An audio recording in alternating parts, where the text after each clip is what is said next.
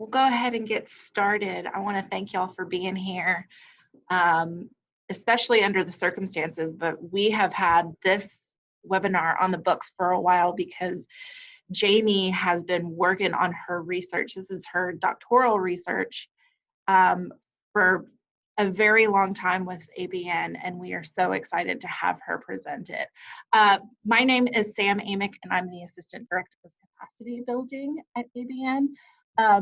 While I'm talking, I would love for everyone to, in the chat box, tell us your name and what organization you're from. We've got a big group, and I would love to be able to go around and do introductions, but I also want to make sure that Jayme has all the time that she has to present all of her research. So while I'm talking and while Jayme and I start introducing everything, feel free to type in your name and your organization in that chat box so that we know who you are. Just a couple more housekeeping things. We are going to try to end this before 4 o'clock, but Jayme is going to have a little bit of Q&A session. Then we are recording this as well too. So if you can, please mute yourself when you are not speaking so it doesn't detract from Jayme's awesome presentation. Feel free to use that chat box at any point to ask questions, to touch base with me if you're having any tech problems, or to kind of chime in on anything that might resonate during the presentation. Thanks. I want to thank some of my ABN teammates who are here. We've got Jerry Askew, our president, Chase Whitmire, our membership director, and Tiffany Mensch, our director of community engagement. And with that, Jayme, I would love to pass it off to you. Hi, everyone. Can you hear me okay? Great. Okay. So I'm going to go ahead and share my screen. So I'm going to be looking this way at my other screen. So if something comes up, Sam, turn on your audio and let me know, okay? Sounds great. Okay. Let me share this. Everyone see that okay? Thumbs up? Great. Awesome. Okay. So my name is Jayme Walters. Actually doctor now. So I finished finally. My ABN friends are probably like, finally. So before I get started on getting into my research, I do want to, I have a long list of acknowledgements, in my defense, but because we're on this call today, I definitely want to take the time to acknowledge my friends at Alliance for Better Nonprofits and Knoxville Leadership Foundation, Jerry and Chris, Dan, Elle, Chase, Sam, Tiffany, lots of other people at ABN and KLF, and also ABN members. Everyone at these two organizations have been so supportive of my research. We have met multiple times just to brainstorm and talk about ideas. And then they also supported me in my research by providing incentives to my participants. So without them, this wouldn't have been possible. So thank you to all of you.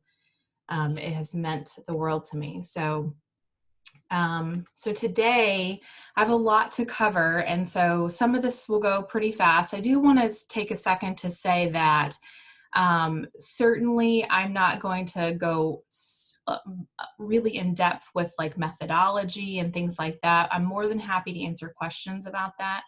One of the papers has been published, and the other two will be forthcoming, I hope, in the fall or early spring next year. So I'm always happy to send those out. But, for the time's sake, I can't go over everything, very much in depth. But today I'm going to give you a little bit of background about rural America and what some of the rural nonprofits are seeing in terms of what's in the literature currently. And then I'm going to talk just briefly about my scoping review, which is published, and I'm happy to send that to you if you request it. Talk about two other studies that were a part of my dissertation, which is a quantitative study and a qualitative study.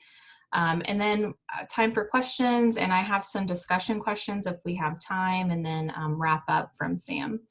So if you have questions, as we go along, feel free to put them into the chat box, and I can come back to those at the end in case you just, forget them. I don't want you to forget them. So go ahead and type them in the box if you'd like. Okay. So just to give you a little bit of background, there are about 60 million rural residents in the United States.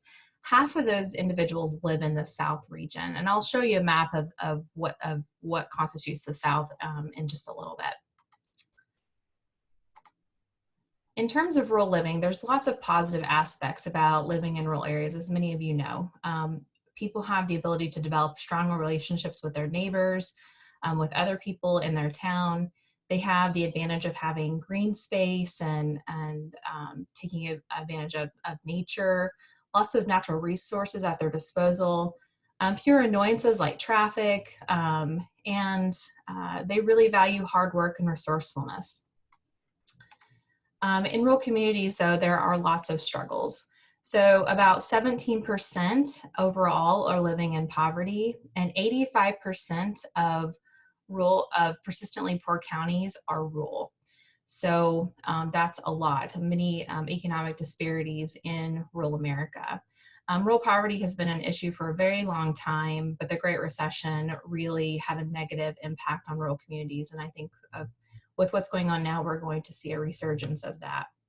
Some other issues that we're seeing, rural communities are struggling with lots of health obstacles like increased obesity, chronic illness, death by suicide.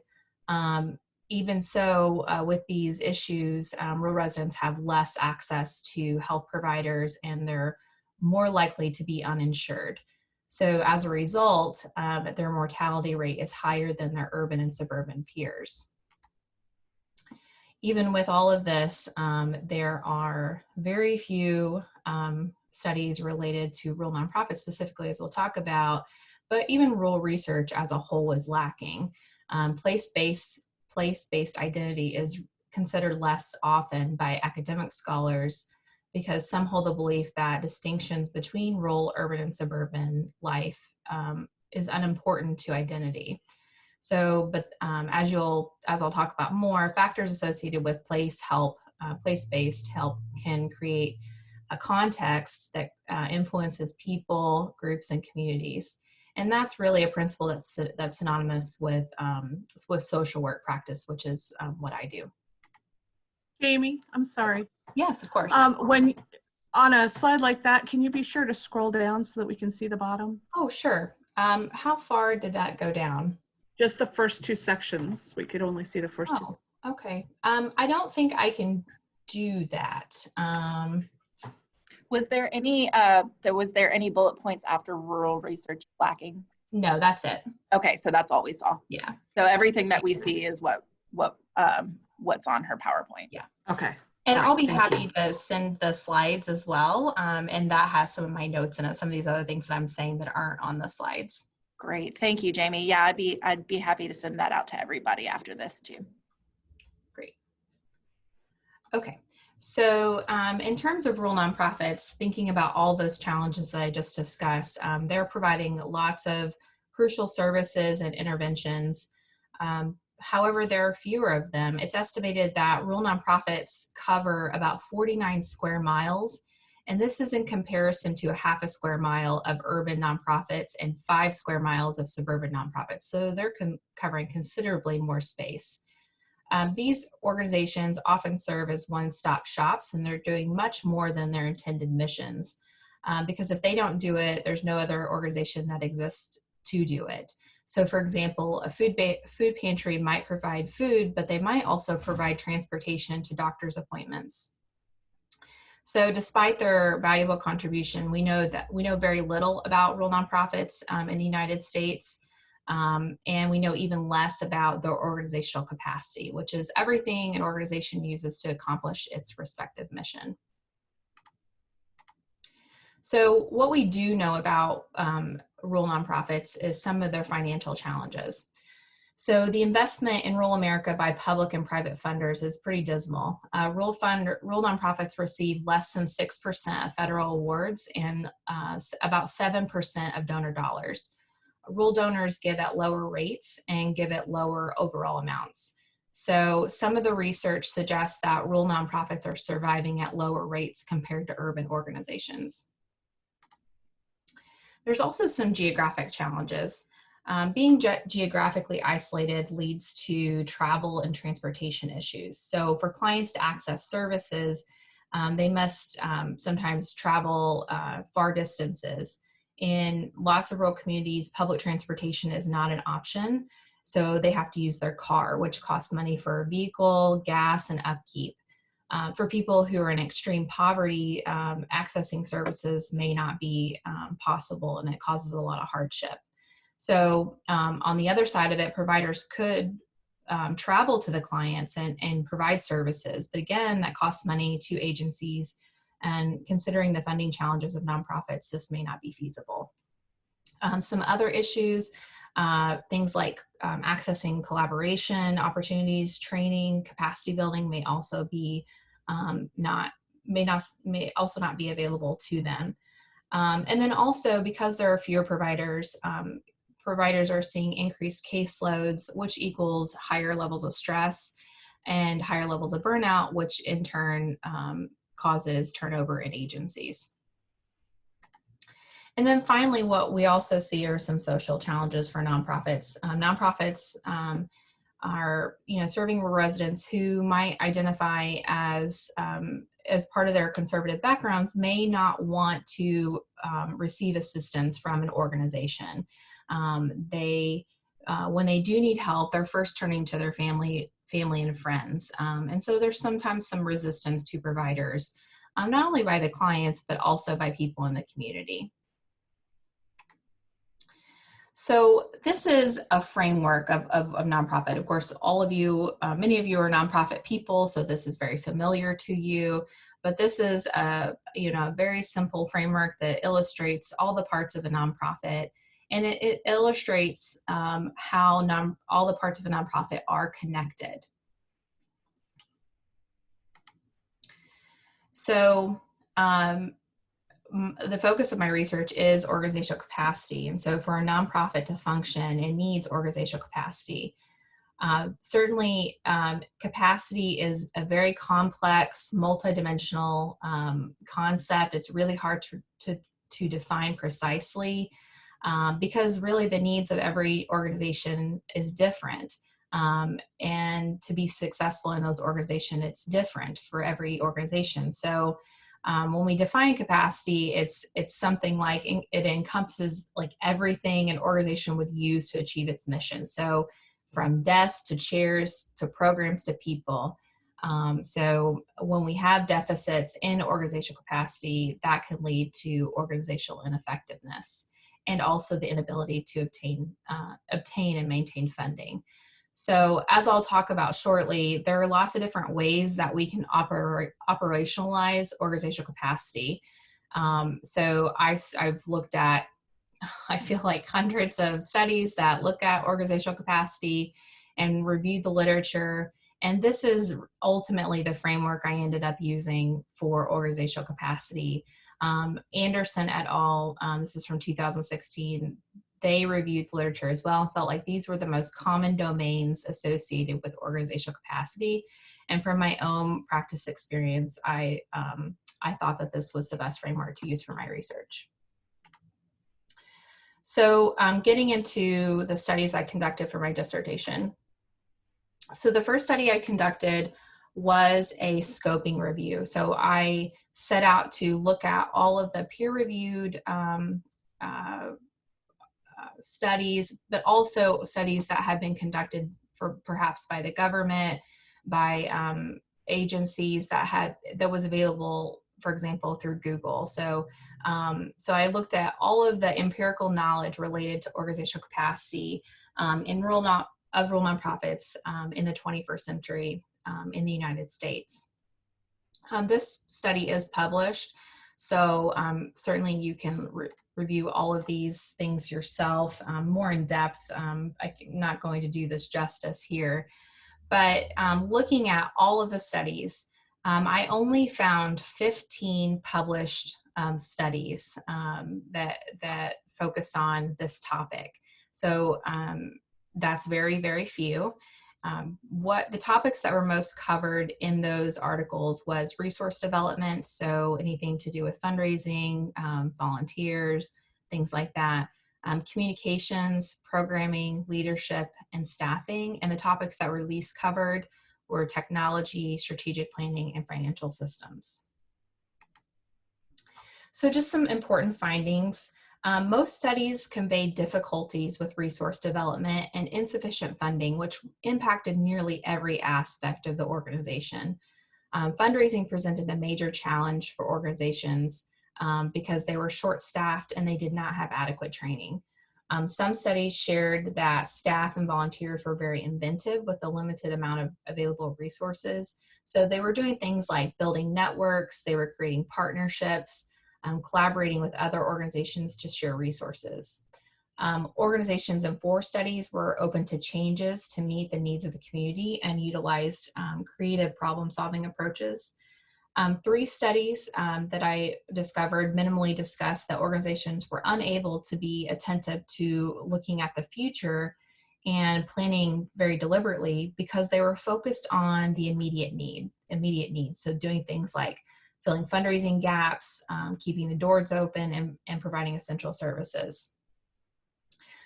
Finding and keeping qualified staff, as well as volunteers who had the necessary skills and knowledge to provide services were major barriers to accomplishing goals in the organizations, in these rural organizations. But even with these limited resources, many organizations within these 15 studies found that they were able to offer innovative programming and meet a variety of needs in their communities. But with less funding and smaller budgets impacting staffing and training, the quantity and the quality of programming suffered in some of the organizations. Another issue was evaluation of programs occurred minimally, so due to lack of time and funding and knowledge. Some studies noted that organizations were participating in, that lots of organizations were participating in collaboration. They really relied on collaborating with other organizations and communicating with other nonprofits to meet the needs of their communities. For some rural nonprofits, engagement with clients and supporters was a strength, and they were very well known.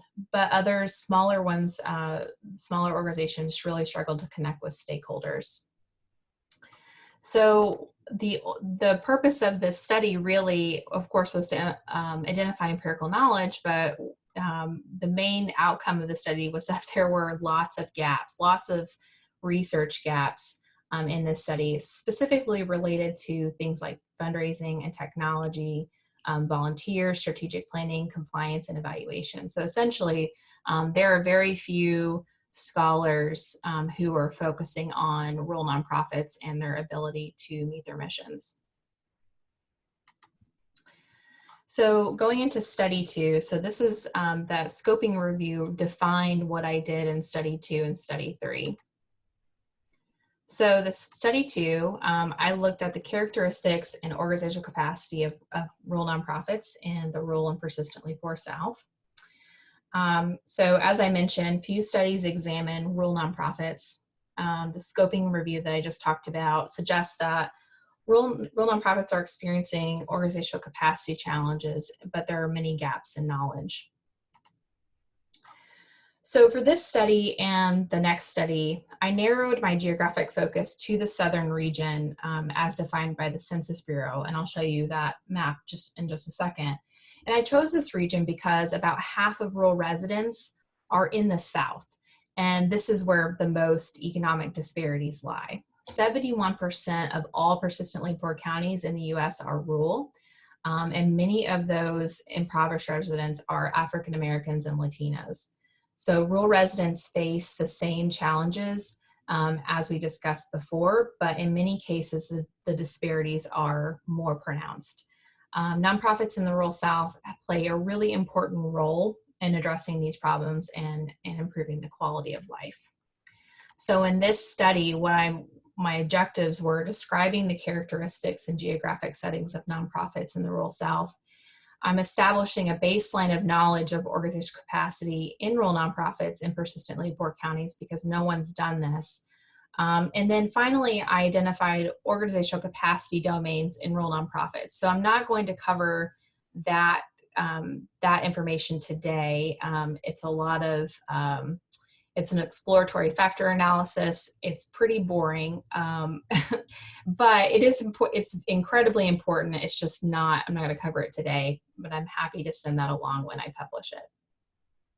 So just looking at some of my methods. So the organizations that I used, of course, were 501c3 nonprofits. And these were the nonprofits that were included in 26 major groups of nonprofits that fall under 10 broader categories. So for example, they might be education, human services. So a really broad group of potential participants. So this is the map of the South that I was discussing. So the Southern region is about 15 states. It is 15 states, and that it also includes DC. And then these are the persistently poor counties. So persistent poverty counties are those with 20% or more residents who are poor over the past 4 census cycles. So you can see on this map, the non-metro counties are in red and the metro counties are in orange. So you can see almost all of them are non-metro. So, and so you can see the bulk of them are in this southern 15 state region. All right, so for the purpose of this study, and if you know anything about rural research, you know that there's so many definitions of rural. There's one study that suggests that there's 17 definitions that the government uses. Another study that's forthcoming suggests that there's at least 50. So it's really, it can get very complicated. For my particular study, what I'm using is the Economic Research Service definition of rural. So essentially that is any non-metro county is outside the borders of a metro county and has no cities with 50,000 residents or more. So essentially 49,999 would count as rural in the study. Now, as you know, for many people that wouldn't constitute as rural. So, but for this particular study, I use this definition because the Economic Research Service also tracks persistently poor, so it aligned very well. So what happened, I was able to identify my exact population. So that is 252 counties that are persistently poor, that are in the southern region and are rural. That includes 14 states. So that excludes Maryland and DC because Maryland does not have any rural or persistently poor counties. And that comes to, from 2016, there are 3,530 nonprofits that operate in these 14 states and 252 counties. So I was able to get that information from a data set that I purchased from GuideStar, and I attempted to contact all 3,530 nonprofits using total population sampling. So I did that through, I started with emails. I had a research assistant help me mine email addresses. And for those who we were not able to contact through email, we mailed them surveys. So we targeted high-level administrators. So this might have been the executive director or board president. And I haven't had incentives from ABN. So any participant that was a part of this study or the next study were offered an opportunity to take an online course through ABN for free. I also was able to get information from 990s, and overall the full survey was 77 questions, and it ended up being 9 minutes on average. So just to kind of give you a background of what was in the survey in addition to the demographics. So structural organizational capacity. So I spent a ton of time trying to figure out how to measure organizational capacity. There is a study, which I'm happy to share with you. It's publicly available. Hewlett Foundation looked at 92 instruments that examined organizational capacity. I looked at every single one of them. And the biggest issue is that they took too much time. They're very in-depth, sometimes requiring days weeks worth of work, and I really only had the attention of an organization for 10 minutes or less. So those scales were not optimal. So after meeting with ABN, they were gracious enough to let me use their scale that they measure organizational capacity with, and I also added a technology subscale to that from Fink and Engel. So I piloted this with some very wonderful ABN members who gave me some feedback, and we ultimately came down to 61 dichotomous items. So these were yes/no questions that were focused in these 11 domains. So for example, a question in the strategic planning domain might have been, our mission and vision has been formally developed, written, and posted, yes or no? Just to kind of give you a background of what the analysis was, the first two research questions: what's the makeup of the nonprofit landscape in rural, persistently poor counties? And both this question and research question 2, what's the organizational capacity of nonprofits located in rural, persistently poor counties? Both use descriptives. And then the EFA, the exploratory factor analysis, we're not talking about today, but again, that looked at essentially how this survey worked with assessing capacity in these rural nonprofits. So to just give you some basic findings here of what these nonprofits look like. So in Mississippi, Kentucky, and Georgia, they have the most nonprofits respectively. The average nonprofit is about 19 years old. The largest NTE major category, human services, education, and health. For my participants, so in this second column you see here, the same, I had participants from every state, in every, each of the 14 states. I had the most participants again in Mississippi, Kentucky, and Georgia. The average responding nonprofit was a human service organization, approximately 21 years old. So in terms of looking at statistically significant differences, the participants in my study were older.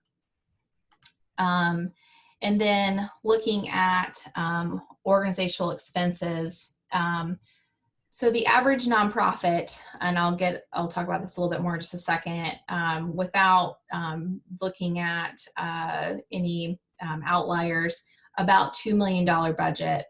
But when we look at this closer, what I actually found was that less than a quarter of the organizations had budgets higher than 500,000. More than 75% of the budgets had less than 500,000, and 46% of the budgets had less than 100,000. So these organizations are actually fairly small. And so for my respondents, similar type of issue, smaller, but not considering outliers, the average was 1.6 million. They were in the maturity life stage, so meaning that they felt like that their organization was in a good state, solid budget, were planning effectively. Participating organizations had about 3 executive directors in the past decade, and the current executive director had about 11 years of experience in their position.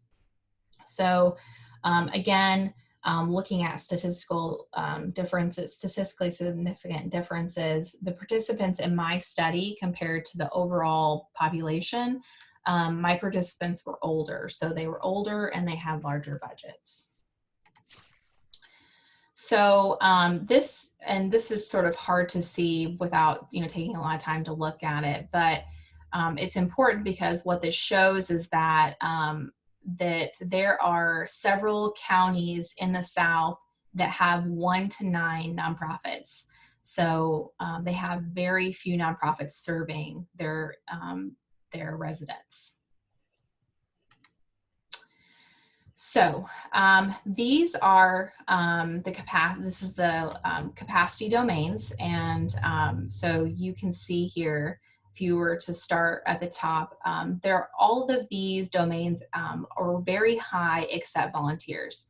So what I'm showing here in green are the highest capacity domains. So the nonprofits scored the highest in external relations, communications and marketing, financial systems and management, and legal and compliance. They scored the lowest in fund development, human resources, and volunteers. So overall, the nonprofits in my sample have very high capacity, with the exception of in the volunteer domain. I want to talk about what that means in just a moment, but certainly compared to what the existing literature, that is not what I anticipated in finding. So looking at some of what does this mean? So rural nonprofits in the South on average are younger with lower expenses than the average US nonprofit. So they had a median age of 16 and 75% of expenses were under 500,000. The average US nonprofit median age of 20 and 67% expenses less than 500,000. So the issue with that is that smaller and younger nonprofits have problems with capacity and may not respond effectively to capacity building initiatives. So an implication for future research is that we need to conduct a census region comparison to better understand these geographical disparities in organizational capacity. And then the makeup of rural nonprofits in the South is mostly human service organizations, which makes a lot of sense because of the needs in this region. But there are a few nonprofits that are geared towards employment and food security, even though this region had some of the highest rates of unemployment and food insecurity. So it's possible that they are being met by organizations that have different missions, these needs. So like one-stop shops may be meeting these needs, or by other organizations like churches that are not being tracked. Another explanation might be that organizations located in metro areas are serving in these counties, and I didn't account for that. So nonetheless, the question is that we have to consider is, are these needs being met? So looking to the future, we have to think about exploring roles of small or grassroots organizations, those that are under 50,000 that were potentially not part of this study, and organizations outside of rural counties who may be serving these needs from the metro area. So those are the things that I'll be looking for in the future. And then in terms of organizational capacity, so really interestingly, compared to the literature that is there, that's existing, the organizations in my sample scored moderate to high in most of the 11 original organizational capacity domains. So some of their strengths, they were really good at board member recruitment, communication and collaboration, financial management systems, strategic planning, diversified funding strategies, and purposeful programming. Some of their some of the challenges, the board member and employee evaluation, that was happening very little. Organizations were not succession planning. They were not fundraising planning. They were doing fundraising, but they weren't planning it. Training their staff, human resources policies, so writing those, and then volunteer recruitment and management was also a challenge. So what does this mean? So for capacity builders, it's difficult to figure out what specific trainings to offer in rural areas without data. So these findings could help capacity builders like ABN focus their efforts. So for example, they might consider offering a session on succession planning. In terms of research, so I'm going to be looking at organizational factors that are associated with these higher or lower capacities, so such as age, expenses, life stage. And I do have this data, and I'll be writing papers on that in the future. So I might, though, focus more on volunteer issues, since that was clearly one of the most difficult things for rural nonprofits to do. So funding, funders are simply unaware of what's going on in rural communities because no one's telling them. So, there's nothing published on this. So this information can inform them that rural nonprofits are not incompetent. They are actually doing very good work, and they do have capacity in these domains, but they do need help to address the challenges that they're facing in their communities. just like their peers in urban and suburban areas. So for my third study, I focused on a qualitative study. So I was really interested in digging deeper about sort of how being in a rural community impacts their operations. So what we know that nonprofits have a big impact on society. We know that they are doing incredible work. But what we also know is that society impacts nonprofits too. So the context in which nonprofits exist, including their physical, social, and economic, political environments, really determines what nonprofits focus on and the resources available to them. So operating in a rural area in the United States brings forth a lot of unique assets and problems. So some evidence suggests that, that there are lots of issues impacting rural nonprofits, but little is known about how these particular aspects affect nonprofit organizations. So the South has a notorious history. The blemished past, dating back to slavery and Civil War, has negatively impacted the region for more than a century. The rural South has a long record of economic disparities. The South, has a lot of tradition, which is shaped by strong Christian beliefs and allegiance to state and local governance. Politically, the South of today is conservative, with pockets of liberal-leaning voters, many of whom are African American or Latino, and they're living in impoverished areas. So the South has been very rich, was once rich with natural resources, and many of those areas have been stripped and left to struggle. So the objectives for this last study is that I was hoping to achieve a deeper understanding between the environmental, contextual factors of operating in a rural area and organizational capacity of human services nonprofits. So I focused in on human services, and I'm looking at this from the perspectives of administrators. So I don't have a lot of time to go into this, but I use these two theories to guide my study, the systems theory and the critical role theory. Essentially, the systems theory says that in this particular study, a rural, persistently poor county within the southern region of the U.S., nonprofits require organizational capacity that allows them to conduct programming and to accomplish their overall mission. And then the critical role theory suggests that there are three dimensions related to being in a rural area. So those important dimensions are demography and space, politics and economy, and social and cultural. So this is, again, a qualitative study. I focused on doing a multiple case study design. So I have 9 cases, and those cases came from my study too. So in my survey, I asked them if they wanted to participate in this this last study. So they came from this broad human services category, and it included these major groups.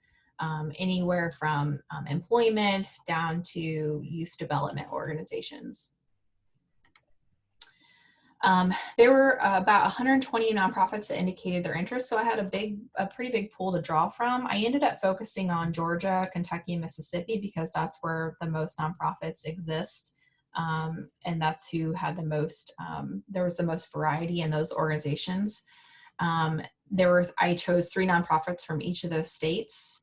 And then I conducted about 1-hour interviews with them, semi-structured interviews on the phone, and we talked about community and organizational characteristics, and then we talked about organizational capacity domains. So strengths and weaknesses related to community partnerships and relationships, communications, finance and accountability, fundraising, leadership, planning, programming, and then how being in a rural area affected these domains.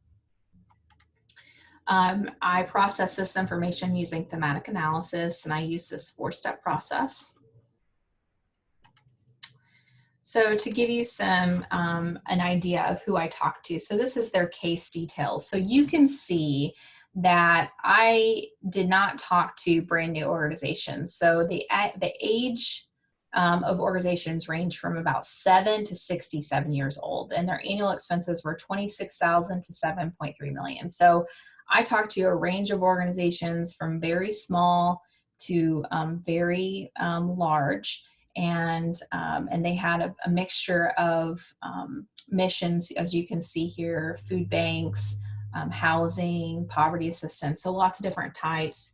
Although these were all registered nonprofits independently, 6 of the 9 were affiliated with a parent organization, or they had some kind of, they were an offshoot of maybe a civic club or a church.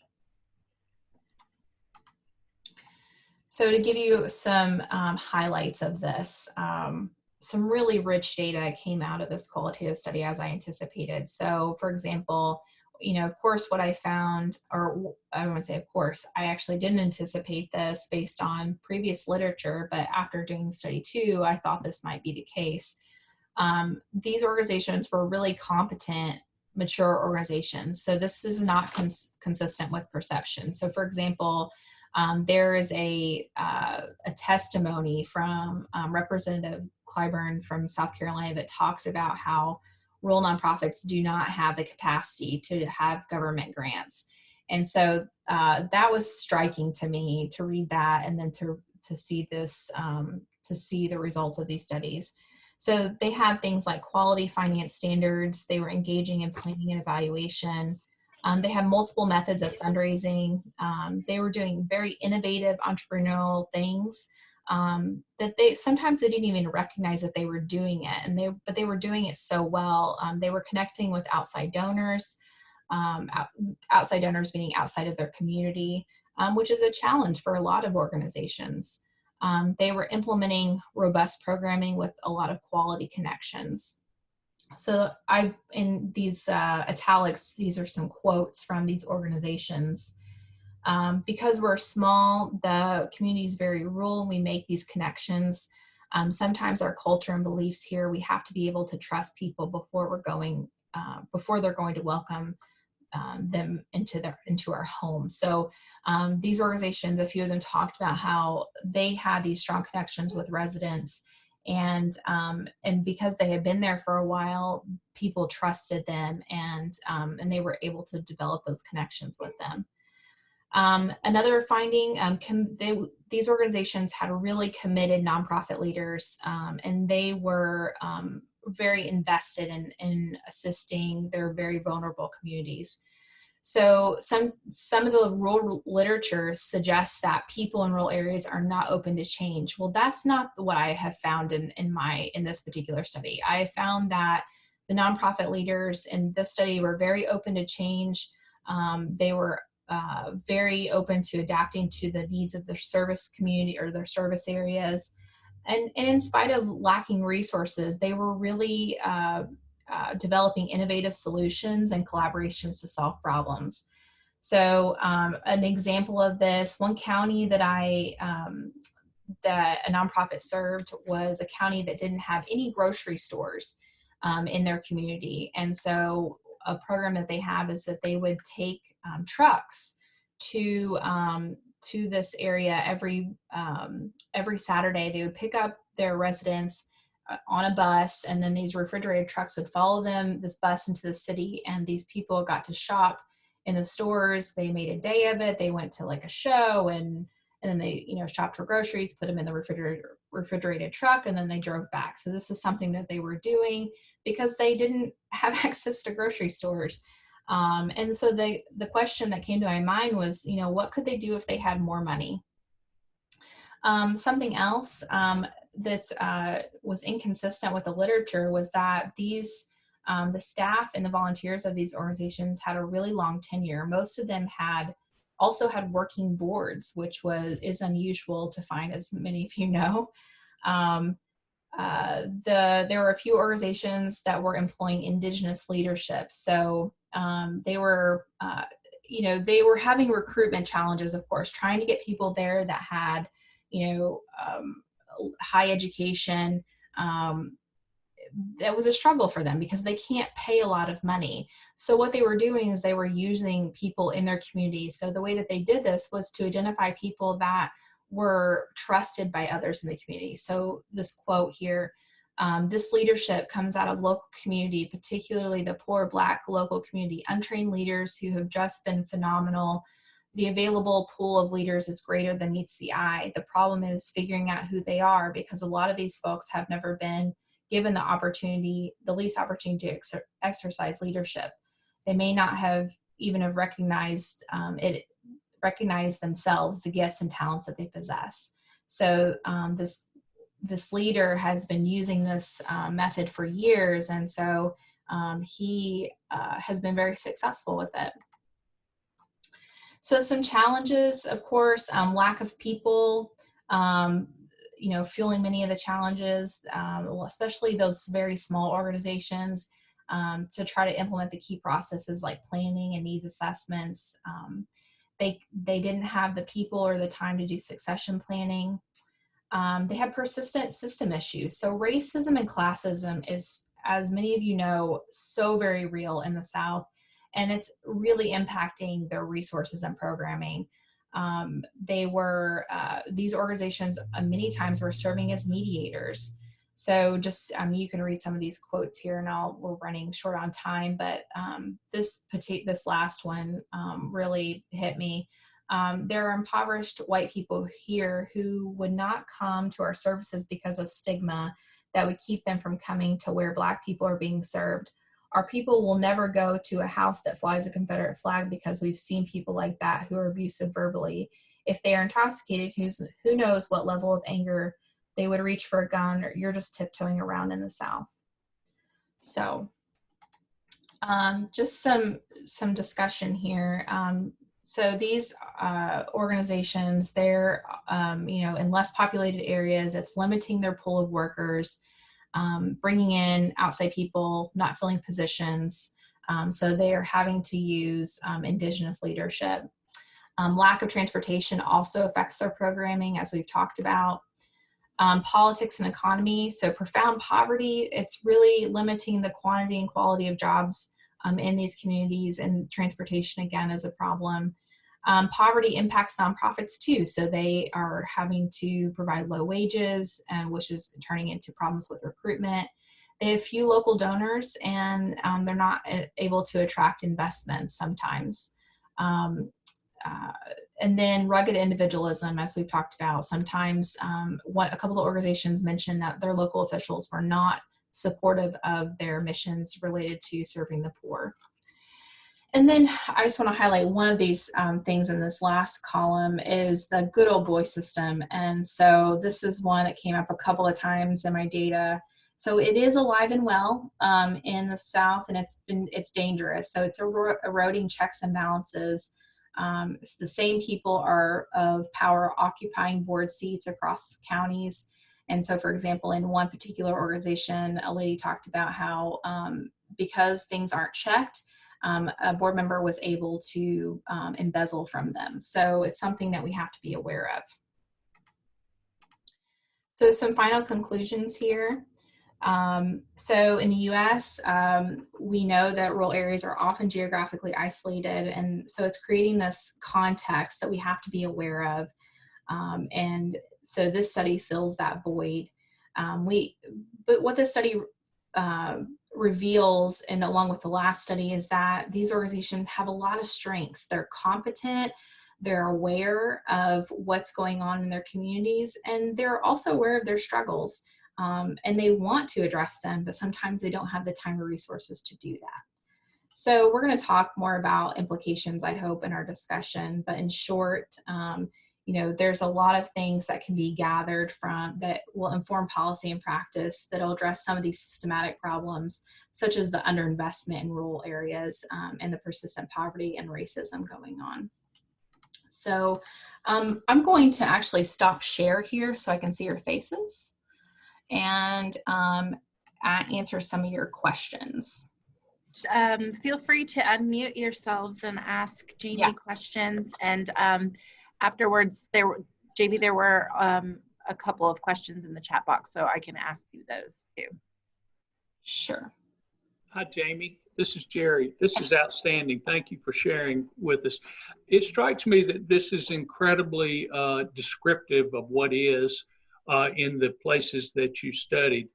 I'm always interested in whether you were able to uncover in your literature review any comparative studies. For example, a lot of what you just described, I hear from urban nonprofits as well. So is it necessarily true that the rural areas deal with things to a greater degree than urban, or do we just not know?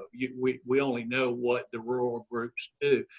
Similarly, geographically, having lived in the Midwest and worked in the Northeast and the deep South Florida, which is really more Latin American in many respects, I hear the same characteristics about racism and classism, and I wondered if there was any way to, it is clear that all that's true in the South, but I wonder if it's also true, and it was my experience that it was true in other parts of the country as well. Just wondered if you had any insight on that. So to address your first question, so, you know, in the scoping review that I did, one of the things that I talked about, because there's not a lot of literature on rural nonprofits out there, is that a lot of these same issues are consistent with what small nonprofits are dealing with as well. So, so I talk about that in that particular article, that definitely these things can show up in rural nonprofits, but also small urban and suburban nonprofits as well. So also too, I've made it sort of my mission to not do comparative work. And the reason being is that sometimes we set up these dichotomies or trichotomies between rural, urban, and suburban organizations. And the fact is that you know, especially coming from a systems perspective, our contexts are different. And so the people in rural communities really are experiencing different things than people in urban communities are experiencing. And not to say that there's not overlap. Certainly we know that they're experiencing some of the same problems, but geography, for example, some of the geographic challenges, urban people don't experience those things. There's not an urban community that's experiencing an issue with access to stores. There are food deserts, we know, but in terms of like not having anything within a mile, that's not an issue. Like this county that I was talking about, this one particular nonprofit was serving like multiple counties, but they were talking about that one that didn't have any grocery stores at all in their county. And they were trying to, what do we do about this? So it's just that they're experiencing these different issues. And so I really try not to do the comparison work. Although I will tell you, Jerry, as you know, from being an academic yourself, that I've definitely been challenged by people like who say, well, you know, you need to do this comparative work. I want to do rural research, and I don't want to set up this like one against the other. I just want to be able to bring light to what's happening in the rural communities. I think that's a great answer. Thank you. Mm-hmm. Any other questions for Jayme? Feel free to use the chat box for any questions or unmute yourself and ask yourself. Hey, Jayme, this is Jeff Eastman, CEO with the Remote Area Medical. I think it's interesting that one of the gaps and opportunities was volunteers. I mean, that's one of our biggest challenges that we have moving forward, trying to serve people just not in rural communities, but across the whole United States. So it just seems to be consistent, especially now with the COVID-19, trying to get people outside their comfort zone to volunteer, even though it could be a safe environment. Yes, Jeff. Yeah, thank you for that. Yeah, I can imagine your organization really needs people right now, and trying to find them is really hard. And so just to kind of give you a preview of what's to come in future studies, what I've already saw in just looking at this preliminarily is that every single organization, doesn't matter how old they are, how big their budget is, they're all experiencing problems with recruiting volunteers in rural communities. And it comes down to that there's not enough people. And then the other reason I suspect is that, you know, and I'm focused on persistently poor counties. So these counties are experiencing really difficult issues related to economic disparities. And so, if you're focused on putting food on your table and keeping a roof over your head, chances are that you're not going to have time in your schedule to give to a local nonprofit. It's not that they don't want to do it, it's that they just simply cannot do it. So how do we, as capacity builders, how do we fix that? That's going to be a very big challenge. And so that is the direction of my future research, of future studies for me, is focusing on that volunteer piece. Hi, Jayme. Hi. This is Amanda. Hi, Amanda. You mentioned how innovative these organizations can be and creative, even if that's not noticed from the outside. Mm-hmm. And then you talked a little bit about one of the organizations that serves multiple counties. Yeah. How many of the organizations that you studied serve more than just their county of residence? Yeah, so let me just take a look at trying to remember. So just in my qualitative study alone, I think at least 5 of the 9 were serving multiple counties. So, they were serving, adjacent counties, and because they're small.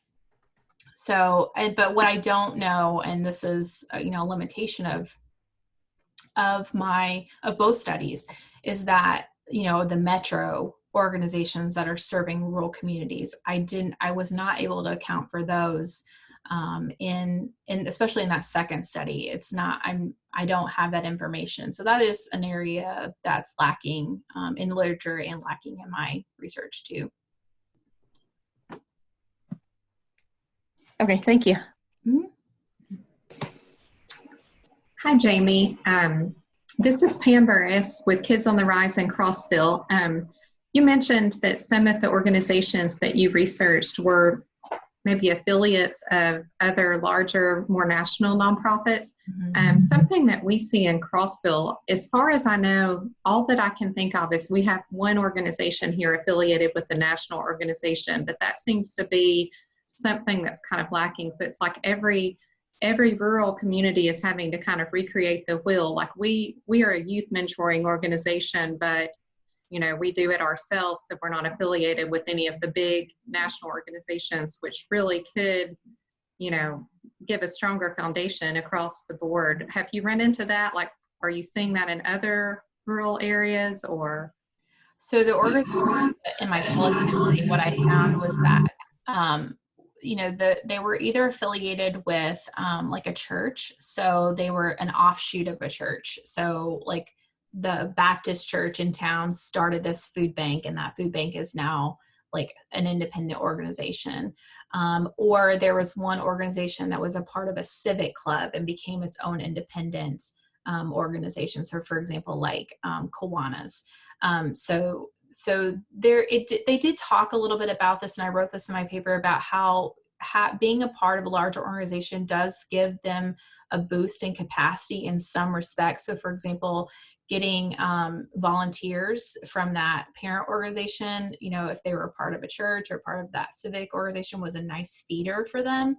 What I didn't find in the qualitative study is what you're suggesting, which is like being part of, for example, like an affiliate of Big Brothers Big Sisters, or something like that. So I didn't talk to organizations like that specifically.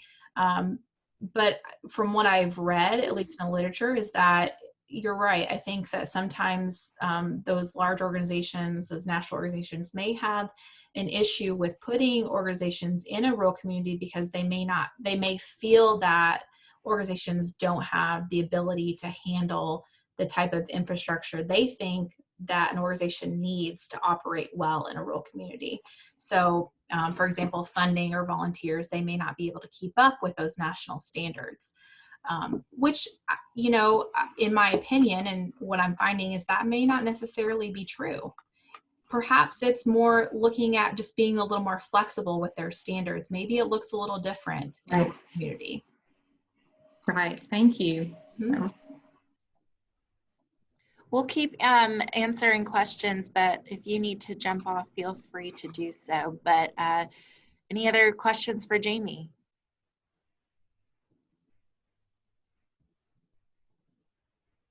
Did I just jinx it? Really great questions, though. Yeah, they have been really great questions. Anybody else have anything to add? Does anything resonate particularly for anyone? I just got one more personal question. Do we know what the next chapter is in Jayme's life and in Dr. Walters' life? So I haven't publicly announced it yet, but I will be moving on as a faculty member at some place soon. Good. So Good. We'll look forward to the announcement. thanks. Well, speaking of which, please everyone give Jayme some love in the chat box before you leave. I've also added a link to our upcoming webinars. We've got 3 in the next week. We've got a webinar tomorrow on advanced grant writing. We've got one on Tuesday on building your organizational brand. And we've got a free one next Wednesday that's how to effectively work from home, which we are all enjoying this new venture. So we're going to learn some more about that.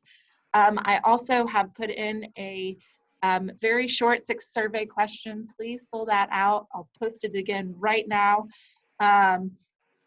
If you can, please fill that out before you leave. We need all of your feedback as possible. Thanks y'all for joining us. Thank you so much, Jayme, for sharing your expertise, your wealth of knowledge. We have been so lucky to have been able to partner with you on this. Thank you everyone so much for having me. Yeah, thank you. Thanks everyone for joining us. Hope you all have a great day.